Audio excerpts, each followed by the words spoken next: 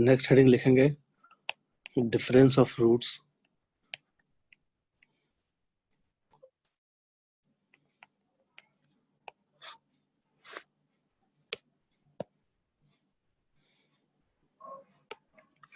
मान लिया कोई क्वाड्रेटिक लिखा हुआ है ax² plus bx plus c equals to 0। इसके दो रूट्स है अल्फा और बीटा। अपन को निकालना है डिफरेंस ऑफ रूट्स। ठीक है, तो अच्छा ये बताओ, मॉड अल्फा माइनस बीटा रहे चाहे मॉड बीटा माइनस अल्फा रहे, एक ही बात है, दोनों का वैल्यू सेम ही आएगा।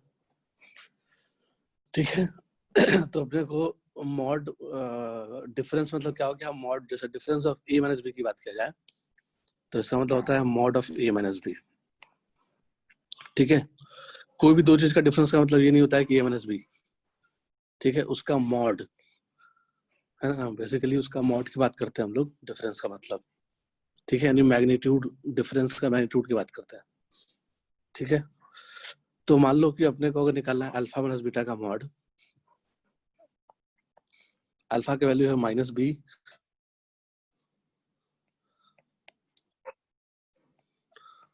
Plus root D by 2a और बीटा का वैल्यू है minus B minus root D by 2a। ठीक है, दोनों का डिफरेंस निकालते हैं, आ जाएगा minus B plus root D divided by 2a minus minus B minus root D divide by 2a। तो यहां से दिख रहा है न्यूमरेटर में आ जाएगा minus B plus root D plus B plus root D divided by 2a। ठीक है, तो अपने को इसका मॉड चाहिए, यानी कि इस पूरे का मॉड, यानी कि इस पूरे का मॉड। तो वैल्यू कितना आ जाएगा, ये दोनों खत्म आ जाएगा 2 root D divide by 2a का होल मॉड। 2 से 2 कैंसिल हो गया तो मिलेगा क्या, रूट डी बाई ए का मॉड। ठीक है, अब जब भी अपने को ऐसा कुछ लिखा हुआ मिल जाए मॉड ए बाई बी का होल मॉड, तो इसको लिखा जा सकता है mod A by mod B, यानी मॉड को हम अलग अलग कर सकते हैं डिवीजन में। तो यहाँ भी हमने कर दिया अलग अलग, तो mod of root D divide by mod of A. ठीक है, अब अपने को पता है कि मॉड के अंदर अगर पॉजिटिव चीज हो तो मॉड पॉजिटिव खुलता है, तो square root of anything is always positive. तो इसका मतलब ऊपर वाला मॉड क्या खुलेगा, पॉजिटिव खुलेगा। अब एक बार में कोई पता नहीं है पॉजिटिव है या निगेटिव है, तो यहाँ नीचे मॉड ही रह जाएगा। तो हमने क्या देखा कि जो डिफरेंस ऑफ रूट्स होता है, यानी अल्फा माइनस बीटा जो होता है डिफरेंस ऑफ रूट्स, वो बेसिकली हो गया root D upon mod A. तो इसको याद रख लेंगे कि रूट्स का जो डिफरेंस होता है वही होता है, यही चीज होगा mod of beta minus alpha के बराबर। ठीक है, इसको एक तरीके से और प्रूफ कर सकते थे, पहले तो ये लिख लिया।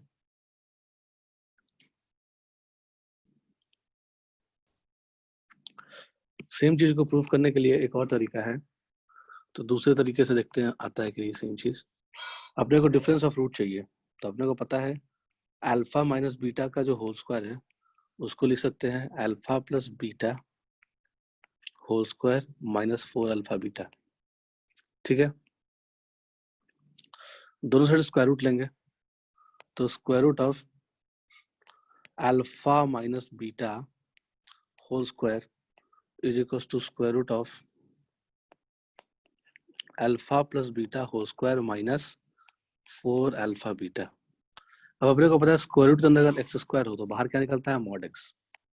तो इसका मतलब कि इसके अंदर क्या है, square root of alpha minus beta का होल स्क्वायर, तो बाहर क्या निकलेगा, मॉड अल्फा माइनस बीटा।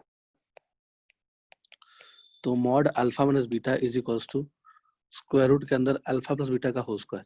और अपने को पता है कि जो सम ऑफ रूट्स होता है वो होता है माइनस ऑफ बी बाई ए, और जो प्रोडक्ट ऑफ रूट होता है वो होता है सी बाई ए। तो हमने वही वैल्यू उठा कर डाल दिया, तो ये बन जाएगा B square by A square minus 4c by A. यहाँ से निकलेगा mod of alpha minus beta is equals to square root के अंदर रख लिया B square minus 4ac divided by A square. ठीक है, अब हमने स्क्वायर रूट को अलग कर लिया, ऊपर में स्क्वायर रूट आ गया बी स्क्वायर माइनस 4ac, नीचे में आ जाएगा divide by square root of A square. ठीक है, तो स्क्वायर रूट के अंदर क्या बन जाएगा रूट डी, और नीचे में क्या आ जाएगा root of A square is basically mod A. तो जो डिफरेंस ऑफ रूट आया हमारा, ठीक है, वो क्या आ गया, वो आ गया root D by mod A. तो हम इस तरीके से भी निकाल सकते हैं डिफरेंस ऑफ रूट। तो ये याद रखना है कि रूट डी बाई मॉड ए क्या होता है, डिफरेंस ऑफ रूट्स। ठीक है, इसको लिख लो।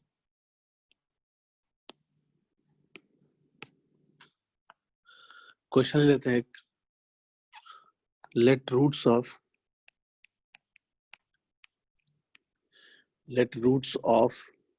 ax square plus 2bx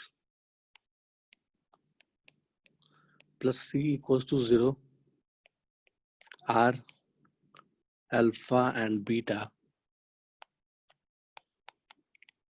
and that of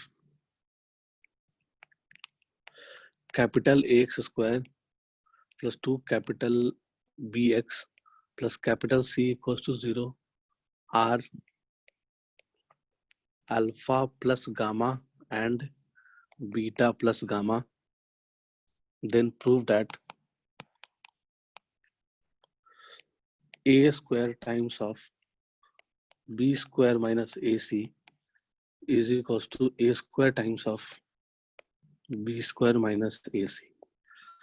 ठीक है, ये प्रूव करना है। यानी क्वेश्चन वाले ने क्या बोला, क्वेश्चन वाले ने बोला कि एक क्वाड्रेटिक लिखा हुआ है ax स्क्वायर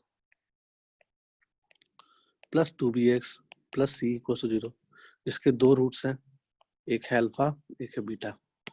दूसरा क्वाड्रेटिक ले लिया ax square plus 2bx plus c equal to 0, इसके दो रूट्स हैं alpha plus gamma beta plus gamma. ठीक है, तो हमने क्या किया, पहले वाले के डिस्क्रिमिनेंट को d1 बोल दिया, पहले वाले क्वाड्रेटिक के, और दूसरे वाले क्वाड्रेटिक के डिस्क्रिमिनेंट को d2 बोल दिया। तो जो d1 आएगा वो क्या आ जाएगा 2b whole square minus 4ac। d1 is basically equals to कितना आ जाएगा 4 times of b square minus 4ac। अगर हम रूट d1 की बात करें तो जो रूट d1 आ जाएगा वो 2 times of b square minus ac आ जाएगा। ठीक है, और वैसे ही अगर हम d2 की बात करें तो जो d2 आएगा वो क्या जाएगा d2 is equals to same तरीके से यहाँ भी 2b का whole square minus 4 capital A into capital C। तो सेम तरीके से जो root routine square root of d2 जो निकलेगा वो निकल जाएगा 2 times of root over b square minus ac। तो हमने क्या देखा कि क्वेश्चन में जो प्रूफ करना है उसमें मतलब रूट d1 मतलब d1 और d2 इन्वॉल्व है।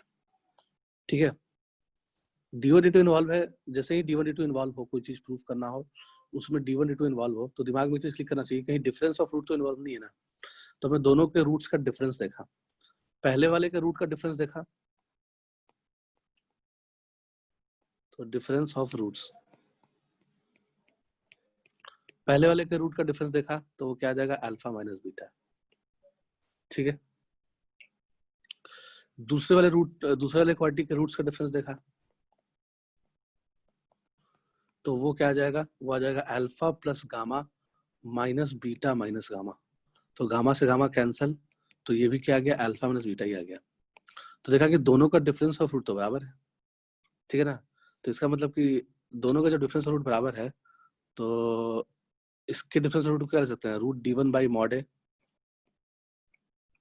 उसके डिफरेंस को कह सकते हैं रूट d2 बाई मॉड ए, ऐसे लिखा जा सकता है।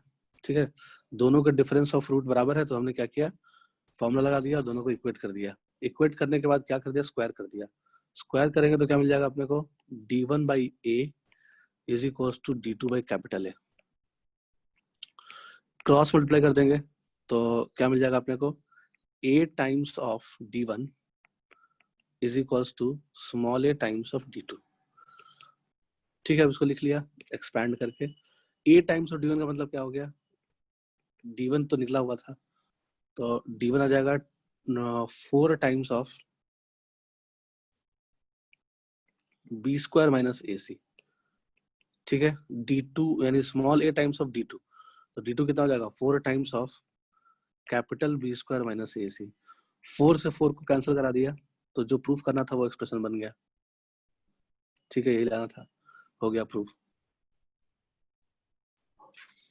ठीक है, तो a की जगह a स्क्वायर कर लेंगे, स्मॉल a की जगह स्क्वायर किया ना अगला स्टेप में, तो यहाँ से यहाँ स्क्वायर किए, तो स्मॉल a की जगह पे a स्क्वायर आ जाएगा और कैपिटल a की जगह पे कैपिटल a स्क्वायर आ जाएगा।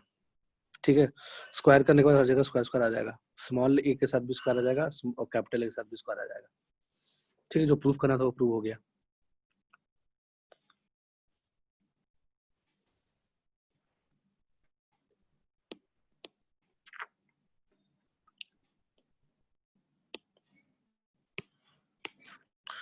ठीक है, नेक्स्ट आइडेंटिटी क्या होता है, पढ़े हो ना क्लास 10th में, आइडेंटिटी वर्ड बहुत बार सुने होंगे। एक चैप्टर होगा ट्रिग्नोमेट्रिक आइडेंटिटी, है ना। तो हाँ आइडेंटिटी सर। से क्या समझते हो, what is the meaning of identity, या इसको डिफाइन कैसे करेंगे, या होता क्या है identity. They get satisfied by any value of variable. जैसे मान लो, चलो हमने कुछ लिखा like sine X plus cos X equals to root 2 लिखा, एक ये लिख रहे हैं, और दूसरा लिख रहे हैं sine square X plus cos square X is equals to 1। ठीक है, तो मुझे बताना कि पहला वाला आइडेंटिटी है क्या, फर्स्ट वाला, ये फर्स्ट वाला हो गया या सेकंड वाला हो गया। No. फर्स्ट No वाला sir. आइडेंटिटी, सेकंड वाला आइडेंटिटी है क्या, हाँ। हाँ। तो सेकंड वाला आइडेंटिटी क्यों हो गया, फर्स्ट वाला क्यों नहीं हुआ।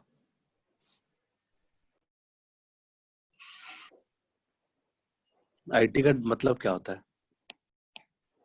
अगर x की जगह पे कुछ वैल्यू डाली तो वो सेटिस्फाई करेगा उस इक्वेशन को।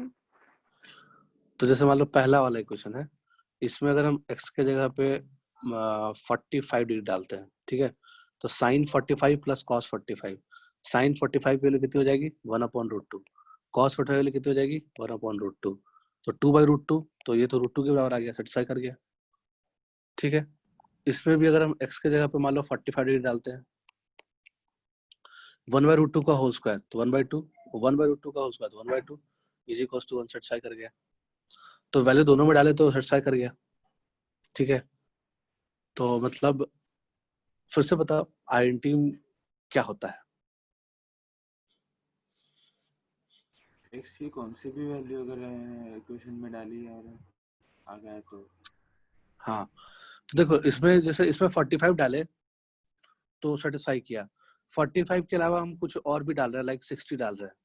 ठीक है, तो साइन 60 वैल्यू कितनी हो जाएगी √3/2, कॉस 60 वैल्यू कितनी हो जाएगी 1/2, तो ये √3 + 1/2 आ गया, √3 + 1/2 आ गया, which is not equal to √2। तो 60 डिग्री क्या किया इसमें, सेटिस्फाई नहीं किया। ठीक है ना, सेकंड वाले में अगर हम 60 डिग्री डालें, एक्स के जगह पर 60 डिग्री डालते हैं, तो साइन 60 की वैल्यू कितना होता है √3/2 का होल स्क्वायर, तो 3/4, कॉस 60 की वैल्यू कितना आ जाएगा 1/2 का होल स्क्वायर, तो 1/4, तो 4/4 1 आ गया। ठीक है, 60 सेटिस्फाई कर गया। वैसे ही थर्ड वाले में हमने क्या किया, एक्स के जगह पे सपोज एक और एंगल ले लेते हैं, 90 डाल के देख लिया, एक्स की जगह पे 90 डालेंगे तो साइन 90 की वैल्यू 1, कॉस 90 की वैल्यू 0, तो 1 is not equal to √2, satisfy नहीं किया। इसमें अगर हम एक्स की जगह पे 90 डालते हैं, ठीक है, तो जो वैल्यू आएगा वो कितना जाएगा, साइन 90 की वैल्यू 1 प्लस कॉस 90 की value 0 is equal to 1, satisfy कर गया। तो आइडेंटिटी का मतलब क्या होता है, आइडेंटिटी उस इक्वेशन को बोलते हैं जिसको इनफाइनाइट वैल्यू सेटिस्फाई करेंगे, या फिर इनफाइनाइट वैल्यू से बेटर है एक्स की सारी वैल्यू सेटिस्फाई करेगा जिसको। ठीक है ना, उसको बोलते हैं आइडेंटिटी। समझ में बात, तो इसका मतलब क्या है, equation an equation which is satisfied by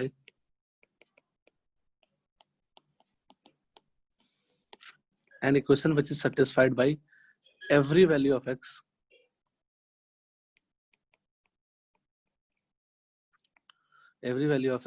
is called identity.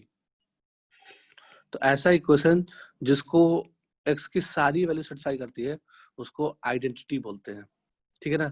तो इसका मतलब कि 2 वाला जो है, जो सेकंड वाला इक्वेशन है sin square plus cos square, उसमें तुम x की जगह पे कुछ भी डालो, 1 डिग्री डालो तो भी सेटिस्फाई करेगा, 2 डिग्री डालो तो भी सेटिस्फाई करेगा, √3 डिग्री डालोगे तो भी सेटिस्फाई करेगा, है ना, 57 डिग्री डालो तो भी सेटिस्फाई करेगा, 60 डालो तो भी सेटिस्फाई करेगा, व्हाटएवर। तुम सेकंड वाले इक्वेशन में x की चाहे कोई भी वैल्यू डालो तो सेटिस्फाई करेगा ही करेगा। इसलिए तो इसको ये याद करने के लिए बोला गया था, वरना कोई क्यों बोलता है इसको याद करने के लिए? फर्स्ट वाले को क्यों नहीं बोला गया याद करने के लिए? अगर फर्स्ट वाला आइडेंटिटी होता तो इसको भी हम लोग याद करते हैं कि sin x plus cos x √2 होता, बट ऐसा है नहीं। ये तो सिर्फ एक ही x के लिए होता है √2, या कुछ पर्टिकुलर x की वैल्यूज के लिए √2 होता है, कह सकते हैं, ठीक है ना। But sin square plus cos square equals to 1 जो है, ये जो सेकंड वाला जो इक्वेशन है, this is satisfied for every value of x, है ना। तो ऐसा कोई इक्वेशन जो हर वैल्यू के लिए सेटिस्फाई करे उसको आइडेंटिटी बोलते हैं, ठीक है ना। जैसे एग्जांपल के तौर पे लाइक अगर हम लिखते हैं x प्लस वाई का whole square x square plus Y square plus 2xy, ठीक है। तो इसमें अगर हम इसमें तुम x पे कुछ भी डालो, मतलब xy का कोई भी पेयर डाल लो, पेयर बोले तो ऑर्डर्ड पेयर, लाइक हमने x, y, इस वाले चीज में अगर हम x, y की जगह पे तुम चाहे 1 2 ले लो, चाहे √3 1 ले लो, चाहे 7 5 ले लो, कुछ भी ले लो xy, ठीक है। तो left hand side right side बराबर आएगा। लाइक 1 2 लेके सेटिस्फाई करा के देख लो, अगर तुम x की जगह पे 1 डालोगे, y की जगह पे 2 डालोगे दोनों साइड, तो left hand side right side बराबर आएगा। वैसे ही √3, 1 डालोगे, यानी x की जगह पे √3 डालोगे, y की जगह पे 1 डालोगे तो भी सेटिस्फाई करेगा, ठीक है। x की जगह पे 7 डालोगे, y की जगह पे 5 डालोगे तो भी सेटिस्फाई करेगा, व्हाटएवर। कोई भी तुम ऑर्डर पेयर x y का ले लो, वो इसको सेटिस्फाई कर रहा है, तो ये भी क्या हो गया, this is satisfied for every value of x and y। तो ये भी आइडेंटिटी हो गया, इसलिए इसको याद करने के लिए बोला गया था, ठीक है। समझ में आ रहा होगा बात? तो इसका मतलब कि आइडेंटिटी का मतलब क्लियर समझ में आ गया कि ऐसा इक्वेशन जो एवरी वैल्यू ऑफ x के लिए सेटिस्फाई करे, है ना, यानी कि any equation which is satisfied by every value of x, यानी all real value of x, ठीक है, उसको आइडेंटिटी बोलेंगे। तो जैसे मान लिया कि हमने एक क्वाड्रेटिक ले लिया, लाइक क्वाड्रेटिक हमारा दिया हुआ है ax² plus bx plus c equals to 0, ठीक है। तो मान लो कि तुम इसका रूट निकालने चले, ठीक है। तो रूट निकालने चले तो इसमें हमने देखा कि x की जगह पे मान लो हमने कुछ अल्फा डाला तो सेटिस्फाई कर गया, फिर हमने इसमें x की जगह पे बीटा डाला तो भी सेटिस्फाई कर गया, और मान लो हमने x की जगह पे गामा डाला तो भी सेटिस्फाई कर गया, ठीक है। तो इसका मतलब कि 3 वैल्यू ऑफ x सेटिस्फाई कर गया, जबकि क्वाड्रेटिक यानी ऐसा कोई भी पोलिनोमियल जिसके दो यानी कि 2 डिग्री पोलिनोमियल, चलो इसको मैं बताता हूँ, 1 डिग्री पोलिनोमियल है कोई भी, 1 डिग्री पोलिनोमियल मतलब क्या होगा, लीनियर। 1 डिग्री पोलिनोमियल का मतलब क्या होगा, लीनियर। तो कोई भी लीनियर एक्सप्रेशन है, ठीक है, कोई भी लीनियर एक्सप्रेशन है, उसका कितना रूट्स होता है, 1 रूट होता है, मैक्सिमम 1 रूट होगा उसमें, ठीक है। अगर कोई भी 2 डिग्री पोलिनोमियल है, अब 2 डिग्री पोलिनोमियल मतलब क्वाड्रेटिक हो गया, ठीक है। 2 डिग्री पोलिनोमियल का एक और नाम है क्वाड्रेटिक इक्वेशन। तो ऐसा कोई भी क्वाड्रेटिक एक्सप्रेशन है तो उसके कितने रूट्स हो जाएंगे, 2 रूट हो जाएंगे। हो सकता है कि दोनों रूट बराबर हो तो रिपीटेड रूट्स हो जाएगा, हो सकता है कि दोनों रूट बराबर हो तो रिपीटेड रूट्स हो जाएगा, बट होगा तो मैक्सिमम 2 ही रूट, 2 ज्यादा रूट नहीं हो सकता है। वैसे कोई 3 डिग्री पोलिनोमियल है, यानी कोई क्यूबिक पोलिनोमियल है, ठीक है। तो कोई भी क्यूबिक अगर एक्सप्रेशन है, क्यूबिक पोलिनोमियल है, तो उसके मैक्सिमम 3 रूट होंगे, ठीक है ना, उससे ज्यादा रूट नहीं हो सकता ऑफ कोर्स। वैसे 4 डिग्री पोलिनोमियल है, उसके मैक्सिमम 4 रूट्स होंगे, उससे ज्यादा नहीं हो सकता है। तो यानी कि हमारा जो क्वाड्रेटिक है, मान लो कि हमने कोई क्वाड्रेटिक ऐसा लिया, कोई क्वाड्रेटिक गिवन है, उसमें x की जगह पे अल्फा डाला तो सेटिस्फाई कर गया, बीटा डाला तो सेटिस्फाई कर गया, गामा डाला तो सेटिस्फाई कर गया, है ना, यानी कि इसके 2 से ज्यादा रूट आ गए। तो अगर यहाँ पे ये समझ आया कि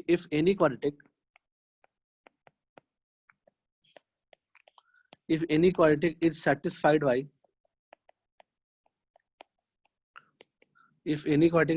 by more than two values of x,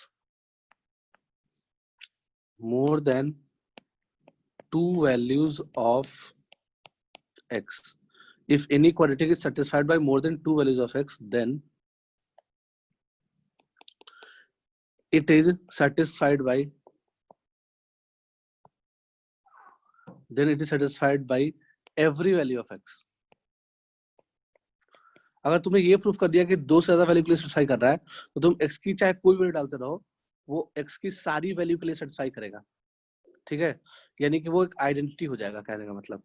अगर कोई पॉलिनोमियल है मान लो 4 डिग्री का, और तुमने ऐसा 5 वैल्यू ढूंढ लिया है ना, जिसको डालने पे वो पूरा का पूरा जो 4 डिग्री का पॉलिनोमियल जीरो हो रहा है, तो 4 डिग्री के पॉलिनोमियल को सेटिस्फाई करने लगा, तुमने 4 से ज्यादा रूट ढूंढ लिया, ठीक है, तो वो हो नहीं सकता है। इसका मतलब कि दुनिया का सारा x, यानी x की हर वैल्यू को सेटिस्फाई कर रही होगी, इसका मतलब ये हो गया।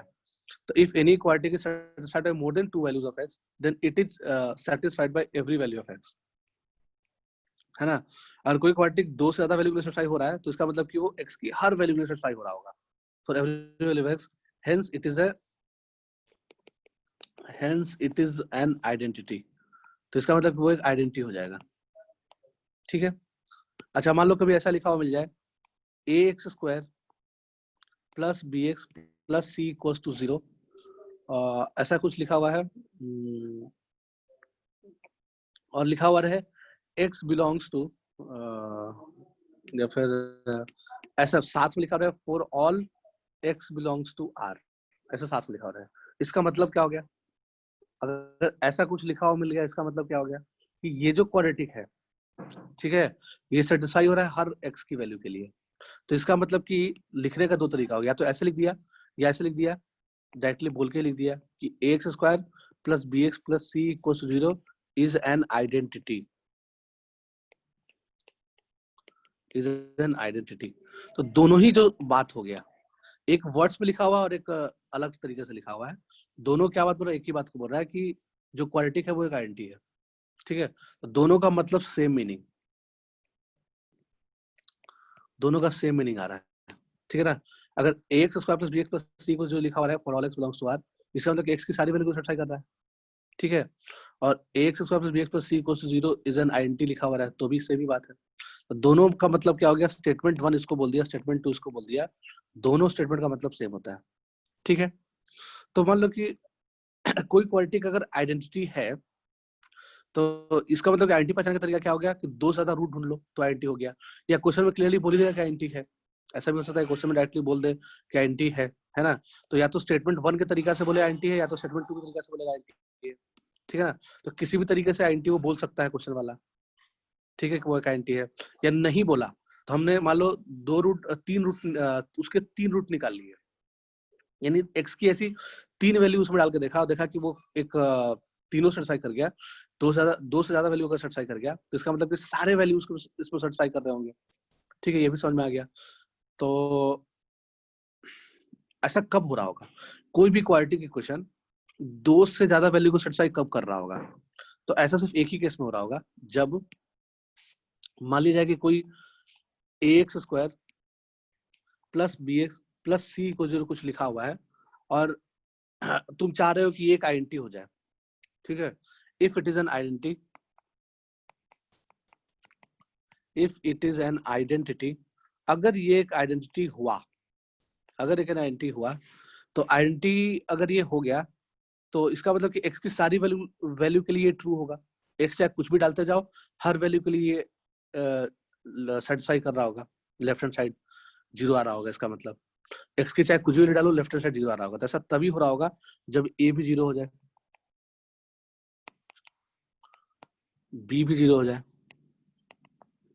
एंड c भी 0 हो जाए, ठीक है। इसका मतलब क्या हो गया कि अगर ऐसा कुछ हो रहा होगा, तो 0 times of x² + 0 times of x + 0, अगर ऐसा कोई इक्वेशन लिखा हुआ मिल जाए तुम्हें, ठीक है, इज इक्वल टू 0, तो इस वाली इक्वेशन में अगर तुम x के जगह पे कुछ भी डालो, लाइक x की जगह पे 1 डाला, ठीक है, तो 0 आएगा, left hand side, right side 0 आएगा, सेटिस्फाई कर गया। अगर तुमने x की जगह पे 2 डाला, ठीक है, तो left hand side 0, right hand side भी 0, x की जगह पे रोहन डाला, ठीक है, तो भी left hand side 0 right hand side 0। x की जगह पे कमला डाला, है ना, तो left hand side 0 right hand side 0, कुछ भी डाल लो, x की जगह पे तुमको जो मन है वो डाल लो, ठीक है। हमेशा क्या हो जाएगा, ये हर x के वैल्यू सेटिस्फाई कर जाएगा। तो इसका मतलब कि फॉर श्योर ऐसा कुछ हो रहा होगा, a भी 0, b भी 0, c भी 0। तो जैसे मान लो क्वेश्चन वाले ने ऐसा बोल दिया, एक क्वेश्चन ले लिया लाइक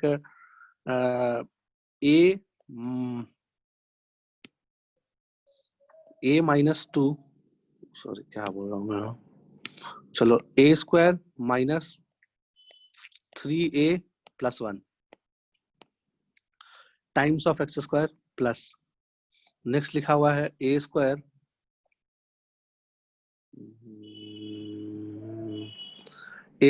माइनस a माइनस 2 यहाँ टाइम्स ऑफ एक्स प्लस, अगला लिखा हुआ है a minus a square minus 4, next लिखा हुआ है a square minus 4 equals to 0। एक मिनट रुक जाओ, थोड़ा क्वेश्चन करेक्ट कर लेते हैं।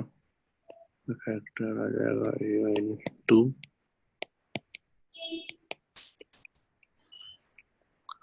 तो माइनस 3 प्लस, यहाँ प्लस 2 कर दिया, ठीक है, इसको लिख सकते हैं a minus 1 a minus 2 a plus 1 minus 2 minus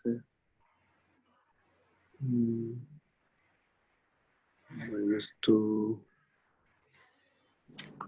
minus 3 plus 2, ठीक है, सही है। तो अगर ऐसा कुछ दिया हुआ है, ये क्वेश्चन है, और साथ में बगल में लिख दिया क्या, for all X belongs to R, ठीक है। इसका मतलब क्वेश्चन वाला क्या बोल रहा है कि ये जो क्वालिटी है एक क्या है, this quality is an identity, इसका मतलब ये बोलना चाह रहा है वो, है ना। ऐसा कुछ लिख दिया, बगल में लिख दिया for all X belongs to R, और बोल दिया फाइंड वैल्यू या वैल्यूज ऑफ ए, ठीक है, ये निकालना है अपने को। तो इसका मतलब कि क्वेश्चन वाले ने अगर ऐसा कुछ साथ में for all X belongs to R लिख दिया, इसका मतलब कि वो क्या बोल रहा है कि जो अबव एक्सप्रेशन है दिस इज एन आइडेंटिटी। अगर ये आइडेंटिटी है तो एक्स स्क्वायर का कोएफिशिएंट भी 0, यानी कैपिटल ए भी 0, कैपिटल बी भी 0 और कैपिटल सी भी 0, तीनों 0 हो रहा होगा, है ना। तो यानी अपने को स्मॉल ए का ऐसा वैल्यू लेना है कि एक्स स्क्वायर का कोएफिशिएंट भी 0 हो जाए, एक्स का कोएफिशिएंट भी 0 हो जाए और कांस्टेंट टर्म भी 0 हो जाए, ठीक है। तो ऐसा ए का क्या वैल्यू होगा जिसके लिए तीनों ही 0 हो जाए, तीनों ही कोएफिशिएंट 0 हो जाए। तो हमने क्या किया, इक्वेट कर दिया भाई। तो ए स्क्वायर माइनस 3a प्लस 2 को 0 से इक्वेट किया, ए स्क्वायर माइनस ए माइनस 2 को 0 से इक्वेट किया, और ए स्क्वायर माइनस 4 को 0 से इक्वेट किया। तो यहाँ से जो फैक्टर आया वो a minus 2 a minus 1 equals to 0। तो a की जो वैल्यू आ गई 2 and 1 आ गई। यहाँ से देख लिया तो एक फैक्टर आ गया a माइनस 2 और a प्लस 1 इक्वल्स टू 0। तो यहाँ से जो a का वैल्यू आ गया वो 2 आ गया और माइनस 1 आ गया। यहाँ से क्या आ जाएगा, a का वैल्यू प्लस माइनस 2 आ जाएगा, एक 2 आ जाएगा एक माइनस 2 आ जाएगा, ठीक है।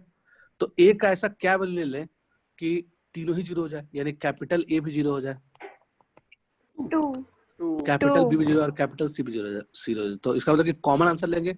वैसे भी तीनों के बीच में एंड लगा हुआ था, यानी कि अपने को तीनों आंसर का इंटरसेक्शन चाहिए, यानी कॉमन आंसर चाहिए। तो कॉमन आंसर क्या आ जाएगा, a इक्वल्स टू 2। और हम a के लिए 2 डालते हैं तो ये भी 0, ये भी 0, ये भी 0, तब ये आइडेंटिटी हो सकता है। तब ये चाहे x कुछ भी डालते जाओ ये हमेशा 0 होते जाएगा, ठीक है। तो ये था आइडेंटिटी का मतलब, समझ में आया होगा बात, ठीक है। तो इसको कॉपी कर लो जल्दी से। इसी पे एक और क्वेश्चन ले लेते हैं। क्वेश्चन में दिया हुआ है let fx is equals to, यहाँ पे लिख लिया, क्वेश्चन में बोल दिया let fx is equals to x minus a x minus b divided by c minus a c minus b times of c plus x minus b x minus c divided by a minus b, a minus c times of a plus, next लिख लिया x minus a, x minus c divide by b minus a, b minus c times of c a b times of b minus x। मान लो fx ये है, तो अपने को क्या करना है, देन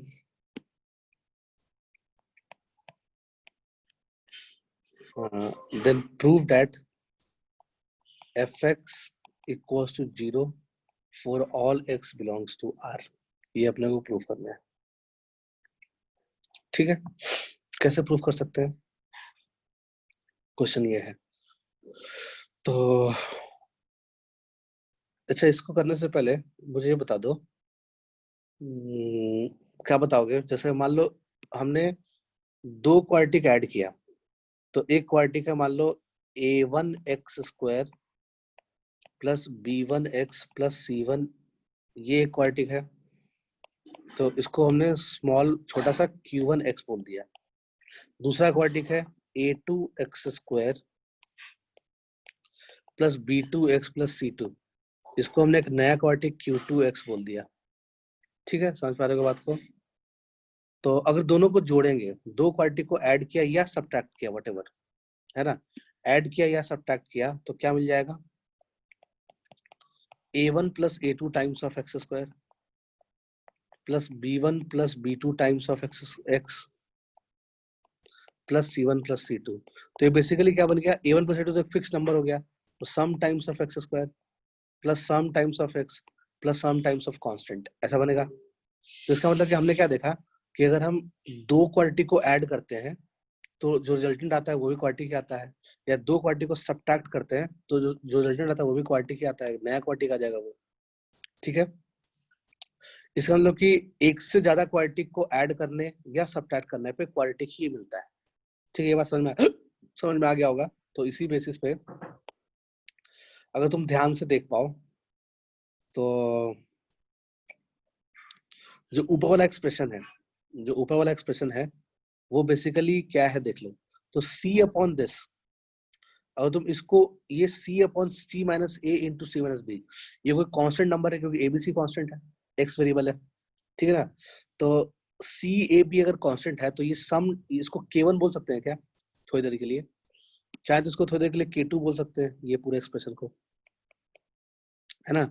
चाहे तो b upon b minus a b minus c को हम चाहे तो k3 बोल सकते हैं, कोई दिक्कत नहीं है, ऐसा बोला सकता है। और ऊपर में क्या लिखा हुआ है, k1 के साथ क्या लिखा हुआ है, इसका मतलब k1 टाइम्स ऑफ क्या लिखा हुआ है, x minus a into x minus b, उसको जब मल्टीप्लाई करोगे तो कोई क्वाड्रेटिक मिलेगा क्या, x minus a into x minus b को जो मल्टीप्लाई करोगे, यदि x minus alpha into x minus beta को जो मल्टीप्लाई करते हैं तो कोई क्वाड्रेटिक मिलता है, ठीक है ना। तो इसका मतलब कि k1 टाइम्स ऑफ q1x लिखा हुआ है प्लस k2 टाइम्स ऑफ नया क्वाड्रेटिक दूसरा क्वाड्रेटिक q2x लिखा हुआ है प्लस k3 टाइम्स ऑफ नया क्वाड्रेटिक q3x लिखा हुआ है, ठीक है, और माइनस x लिखा हुआ है। तो देखो क्वाड्रेटिक, कोई भी क्वाड्रेटिक को ऐड करोगे, ठीक है, कोई भी क्वाड्रेटिक को ऐड करने पे क्वाड्रेटिक ही मिलता है, ठीक है। तो हमने तीनों को ऐड किया तो कोई क्वाड्रेटिक मिला होगा, है ना। वो मान लो कुछ ऐसा बन गया, suppose small ax² plus small bx plus c, ऐसा कुछ बन गया होगा, माइनस x आ गया, तो ये क्या बन जाएगा, ax² plus b minus 1 times of x plus c। तो यानी कि ऐसा ही कुछ बन गया, ax² some times of x² plus some times of x plus some constant बन गया, पूरा मिला के बना कि नहीं बना, हेलो, समझ में आया बात। इसका मतलब कि जो fx है वो एक क्वाड्रेटिक लिखा हुआ है, ठीक है। ये क्लियरली समझ में आ गया कि fx जो पूरा इतना लंबा सा लिखा हुआ है बेसिकली क्या लिखा हुआ है, क्वाड्रेटिक ही तो लिखा हुआ है, नया चीज तो लिखा हुआ है ही नहीं। तो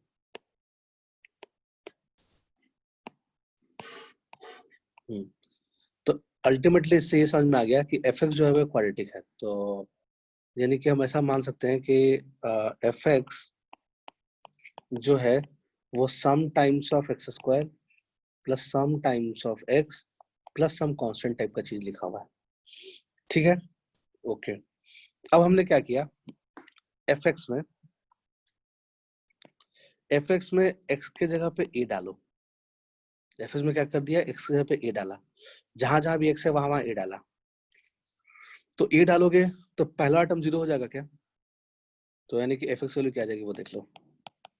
हमने x के जगह पे a डाला तो a माइनस a 0 हो गया होगा, फर्स्ट टर्म, देख पा रहे बात को। a माइनस a के कारण ये पूरा टर्म 0 हो गया होगा, क्योंकि a माइनस a 0 हो गया तो 0 टाइम्स तो समथिंग 0 ही हो जाएगा। ठीक है, वैसे ही लास्ट वाला टर्म जो आया होगा उसमें भी x माइनस a फैक्टर है, तो x की जगह पे a डालने पे ये पूरी कहानी 0 हो गई होगी, क्योंकि x माइनस a 0 हो गया तो पूरा टर्म क्या हो जाएगा, 0 हो जाएगा। ठीक है, समझ में आ रहा होगा बात। तो अल्टीमेटली हमने क्या देखा, अगर हम x के जगह पे a डाले तो ये एक्चुअली 4 टर्म लिखा हुआ है, ये पहला टर्म, ये दूसरा टर्म, ये तीसरा टर्म और ये चौथा टर्म, 4 टर्म लिखा हुआ है। ठीक है ना, तो यानी कि जो फर्स्ट टर्म है वो 0 आ जाएगा x के जगह पे a डालने पे। सेकंड टर्म क्या आ जाएगा, तो x के जगह पे a डालोगे तो a minus B into a minus C upon a minus B into a minus C into a, ये तो कैंसिल ही हो जाएगा पूरा, तो सिर्फ a बचेगा उसमें। ठीक है, जो नेक्स्ट वाला टर्म है उसमें सिर्फ a बचेगा, तो 0 plus a plus 0 minus a, x के पे a डाल रहे हर जगह तो 0 आ गया क्या? तो इसका मतलब कि fx का रूट आ गया a, यानी इस क्वाड्रेटिक का रूट आ गया a, यानी कि x के जगह पे a डाल के पूरा क्वाड्रेटिक 0 हो गया। तो इसका मतलब कि इसका मतलब क्या हो गया कि x is equals to a is the root of this quadratic. ठीक है, समझ में आया बात। वैसे ही हमने क्या किया, इसमें x के जगह पे b डाला, तो जो fx की वैल्यू आई, जो fx का वैल्यू आया उसमें पहला टर्म क्या जाएगा, b डालेंगे तो पहला टर्म x माइनस b का फैक्टर अवेलेबल है इसमें, तो 0 हो जाएगा, b माइनस b 0, फर्स्ट 0 हो जाएगा। सेकंड भी x में भी x माइनस b अवेलेबल है तो b माइनस b 0, उसके कारण सेकंड टर्म 0 हो जाएगा। प्लस थर्ड टर्म में क्या करेंगे, x के पे b डालेंगे तो b minus a b minus c ये पूरा कैंसिल हो जाएगा, तो b बचेगा सिर्फ, तो थर्ड टर्म में b बचेगा और लास्ट टर्म में माइनस b बचेगा, तो 0 हो गया। तो यानी कि x is equal to b भी इसका रूट है, समझ में आ गया। ठीक है, फिर हमने क्या किया, x की जगह पर c डाला तो fx बराबर, ठीक है, fx बराबर c डाल के देख लो, c डालोगे तो जो फर्स्ट टर्म बचे मिलेगा वो क्या मिलेगा, c minus a into C minus B, ये तो कैंसिल होकर 1 आ जाएगा। ठीक है, इंटू c, तो इसका मतलब कि पहला टर्म c बचेगा, दूसरा 0, तीसरा 0 और लास्ट वाला माइनस c, तो ये भी 0 हो गया। तो हमने क्या देखा कि हेंस, यहाँ लिख सकते हैं हेंस fx हैज 3 रूट्स। ठीक है, but fx is a quadratic, fx क्या है, fx तो एक क्वाड्रेटिक है, but fx is a quadratic. तो कोई क्वाड्रेटिक का तुम 3 रूट ढूंढ लिए, है ना, इसका मतलब कि ये x की हर वैल्यू सेटिस्फाई कर रहा होगा। हेलो, अगर 3 रूट तुम यानी कि कोई भी क्वाड्रेटिक का तुम 2 से ज्यादा रूट ढूंढ लिए, तो इसका मतलब क्या हो गया कि ऐसा तो पॉसिबल है नहीं। ठीक है, ऐसा तभी पॉसिबल है जब वो आइडेंटिटी हो, है ना, आइडेंटिटी और हमेशा ही ट्रू हो रहा हो, यानी कि हर x के लिए ट्रू हो रहा हो, तो हम बोल सकते हैं कि therefore fx is an identity, therefore fx is an identity, तो fx एक आइडेंटिटी है ना, हेंस हम बोल सकते हैं कि fx equals to 0 will be satisfied for all x belongs to R, यही प्रूफ करना था। ठीक है, समझ में आ गया होगा बात, लिख लो।